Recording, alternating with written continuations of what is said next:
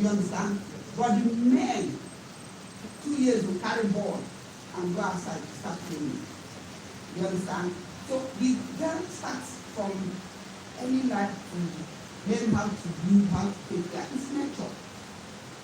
And of course the Bible says that a woman, Adam, I'm giving you a woman, removes a rib to make a woman so that it becomes a health mate. And what it simply means is that men can't do it alone. If God himself did that, so please, I beg that we should support that we join the rest of the world to support equation of women in all spheres of life, especially in the political life. If you have more women, you have less problem.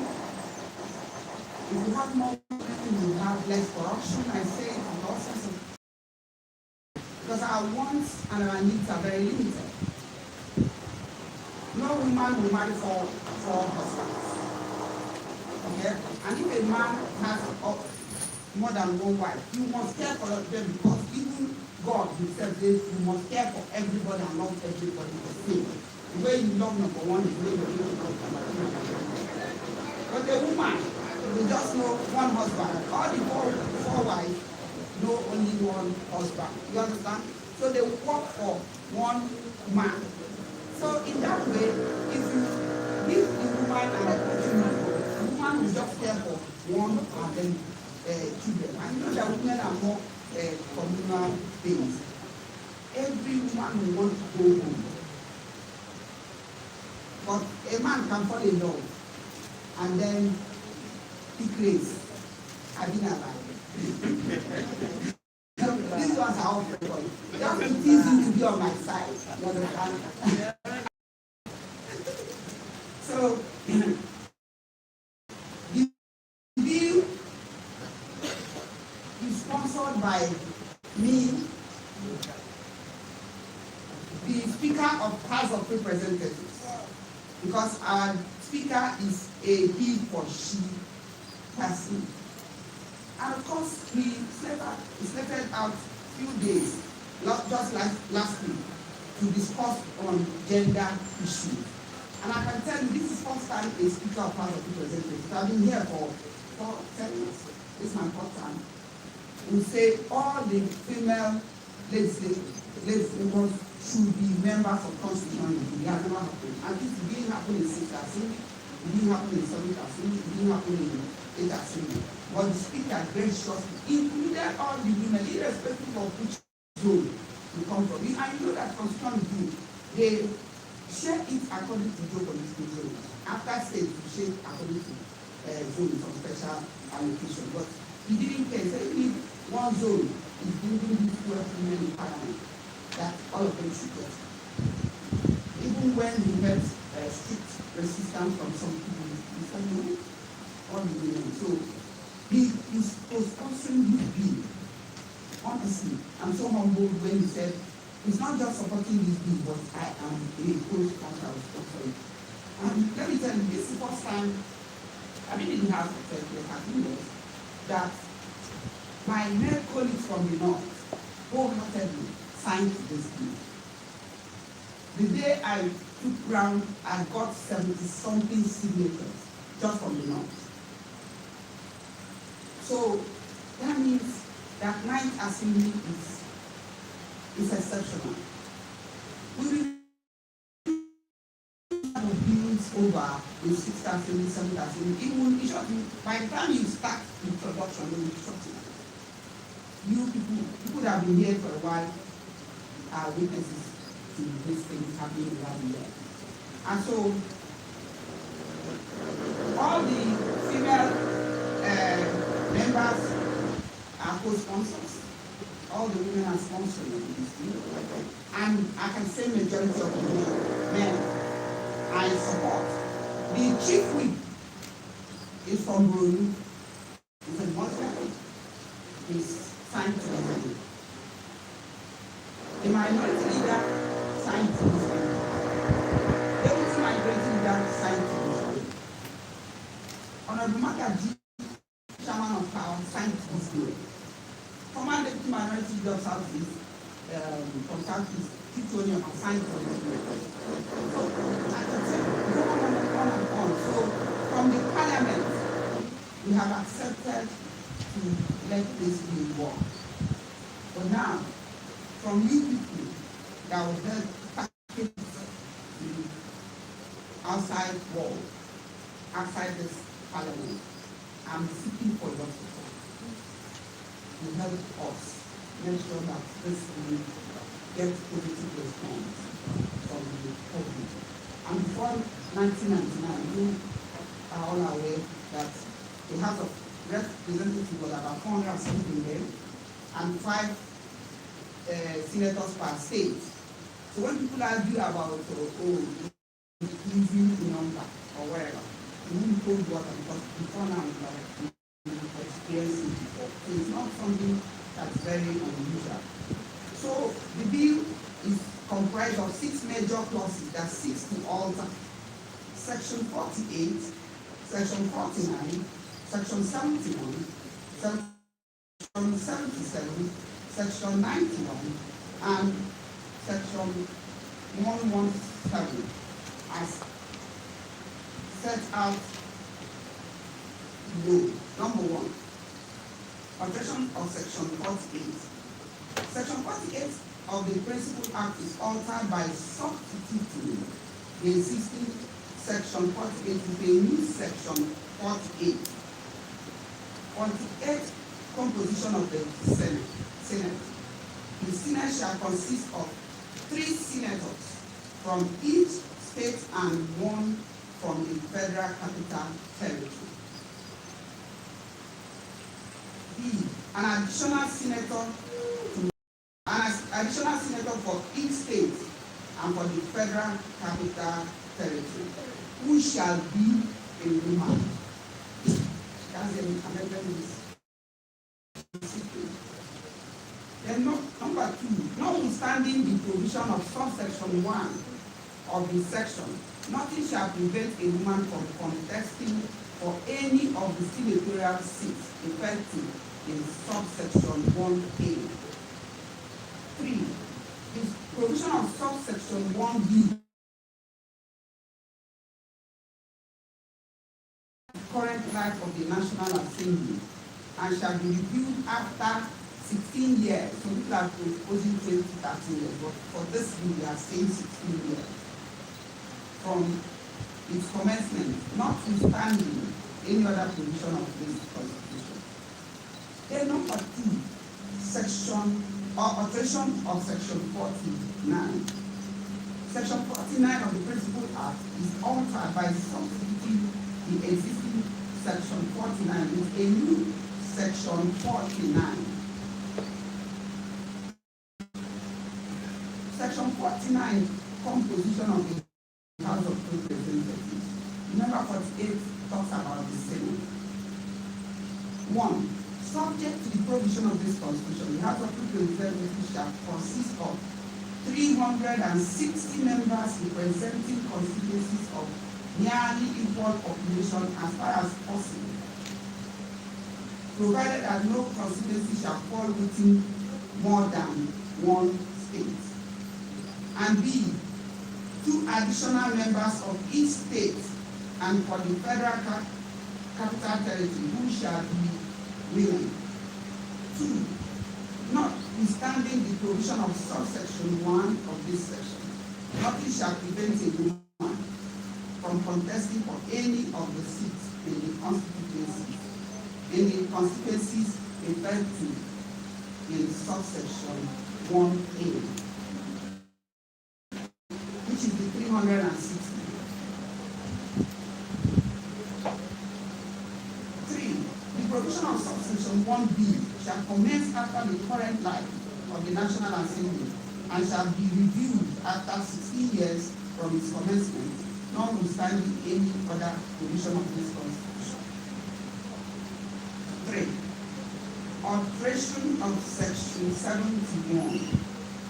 Section 71 of the Principal Act is altered by inserting immediately after subsection 1A and B new subsections 2 and 3.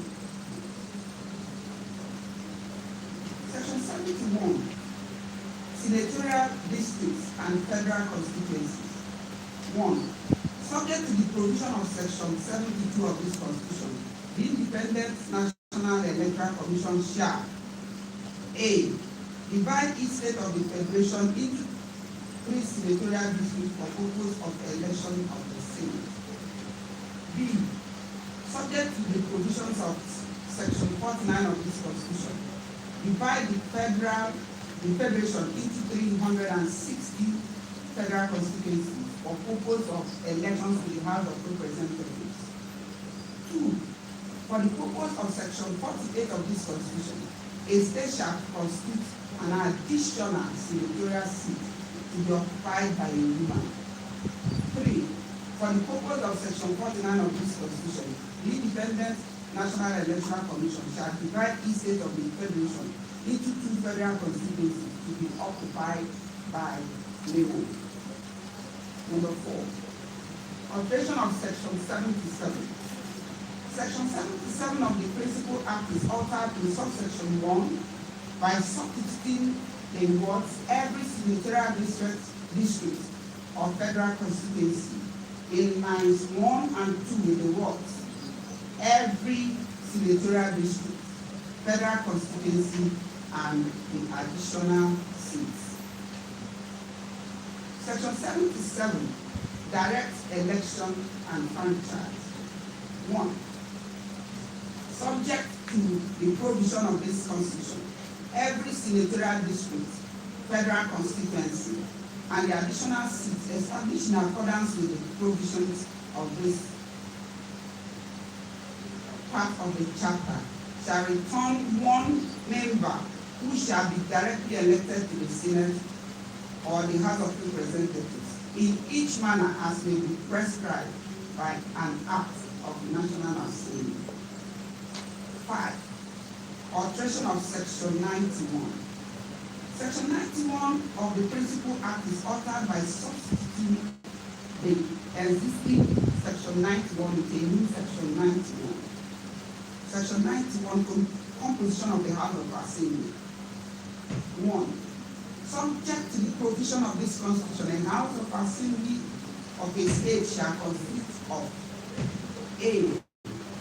3 or 4 times the number of seats which the state has in the House of Representatives, divided in a way to reflect, as far as possible, nearly equal population, and B. 1 additional member from each of the 3 senatorial districts in the state referred to in Section 48, 1A of this Constitution, who shall be a woman. 2. Notwithstanding the provision of subsection 1 of this section, nothing shall prevent a woman from contesting for any of the seats in the constituency referred to in subsection 1A. 3. The provision of subsection 1B shall commence after the current life of the State's House of Assembly and shall be reviewed after 16 years from its commencement, notwithstanding any other provision of this Constitution. Provided that a House of Assembly of a state shall consist of not less than 24 and not more than 43 members. Number 6. Alteration of Section 177, which is the last alteration in this bill.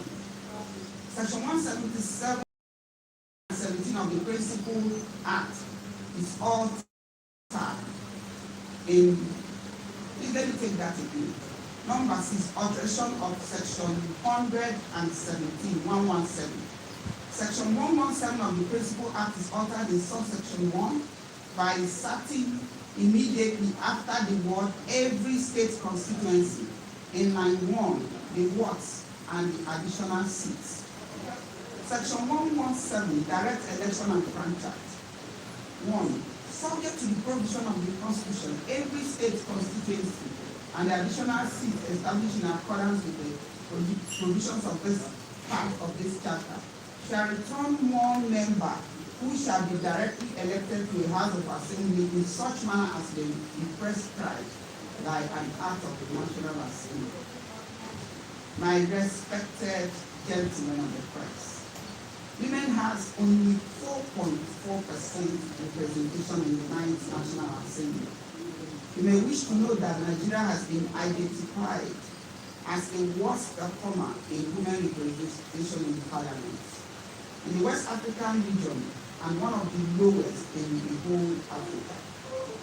This is evidenced in the most recent Interparliamentary Union and IPU ranking of women in parliament, where Nigeria ranked 79 out of 187 countries worldwide. Eritrea is the only African country ranked lower than Nigeria, and this is because there have not been national elections since its independence in 1993. The situation is worse at the state houses of assembly level, where a good number of our states do not have a single woman in their state assembly. In some of these states, men chair the Women Affairs Committee because there is no woman available to take that office. Currently, more than 130 countries have adopted some type of special measure or quota system to address women's underrepresentation. Over 75% of these cases were introduced in the last 20 years, particularly since the year 2000. Strikingly, the majority of nations that have adopted special measures to quota system are low or middle income countries, many of them in Africa. A very good example is South Africa, where the introduction of quotas in the 1994 election by the African National Congress, ANC party, resulted in 27% of women in their very first democratic election. Currently, South Africa has 46.5% women in the lower chamber and is one of the top 10 countries for women in parliament.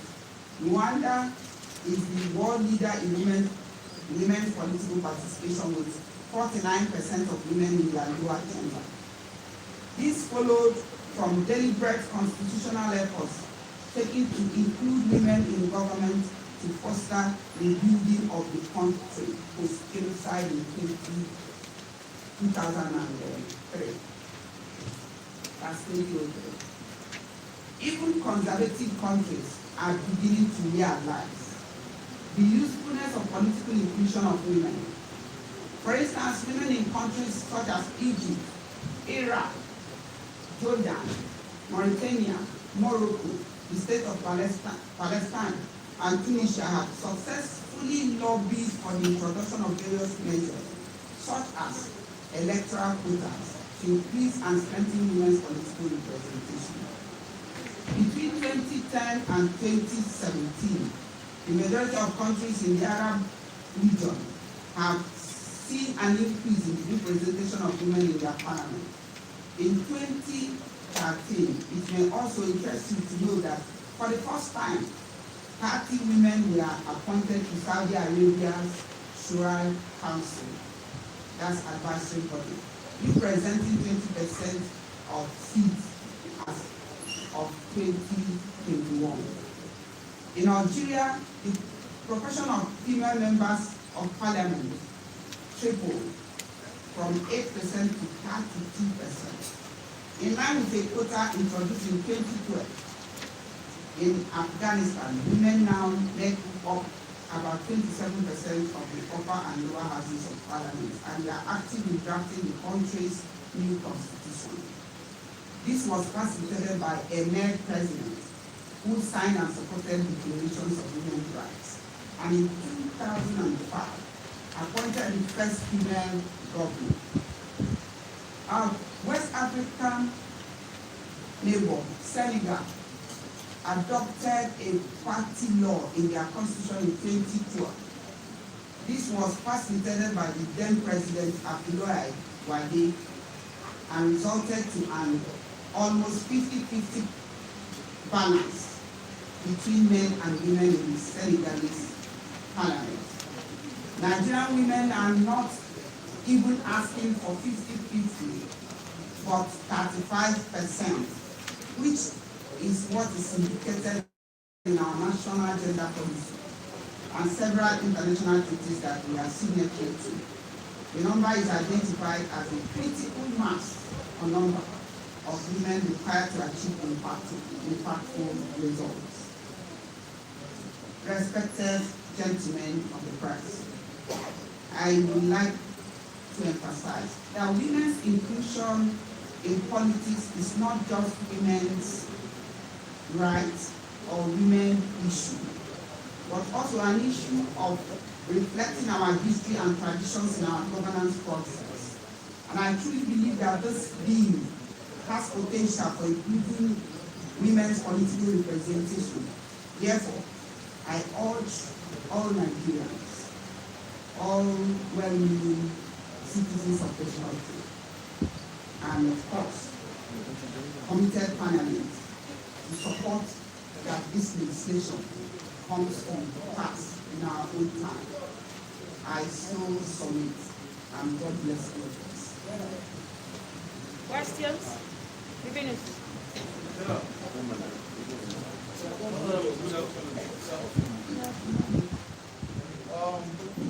have 3 questions. One question. David is my name from Vanguard newspaper.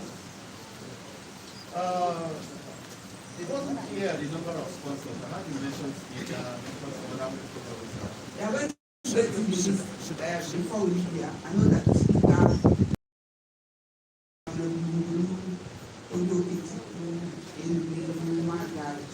a lot. Like I have it's something of more than 800 men. We don't. Now you get it. The second one is, can you tell us the number of women currently in the National Assembly? The statistics of women. How many of them in the National Assembly? You mentioned a percentage. No, 12. I said it here, 12. Okay, 12. Okay, finally, ma'am. Now, what happens at the party level? Because in the constitutional matter, they will allow. Now, what if the party decides to field only men and then wouldn't give women to pass the primaries before starting for elections? So what happens? That's why this bill is very important. You know, now it will be justice according to law. If there's a law that certain percentage must be given for women, the party will not have any option. But this particular one is like in every city, there must be a seat that will be for women. So all the parties will feed women because it has been allotted for women according to the constitution. Because we all over. I remember in 6 as there was a number of constitution to Calabar. A lobbied all our men. God bless Rebecca Ramadi, who was our he for she then. So he followed us, campaigned with us, I with Tia and few others. Lobbied the men that will travel to Calabar from the Constitution Committee. And then he seems hopeful that he spoke to them because what we were asking them was political party inclusion, not elective position. Like for instance, if you have a national chairman, let a woman be the vice. If you have a secretary, let a woman be the vice. Of course, why can't a woman be a secretary of the party? You have professors, you have people who have spent in their various fields. And so we are saying we are lobbying for wise report that recommended 20% of women inclusion in party formations. We were shocked. During the voting, we agreed that we are on the same page that in the past, it's a constitutional review matter. We wanted to include the party inside the constitution of the constitution review. Guess what? It was only the women about four that voted for. All the men turned 360 degrees and voted against it. I don't know what informed their decision, but we lost it. That was how that Way's panel report on the inclusion of the women was buried. Not to do that. Anyway, so now the question is this piece of legislation a motion, it's a bill that when it passes, the parties will not have option because that special seat that's allotted for women If you don't like a woman, any party will bring and the party will win.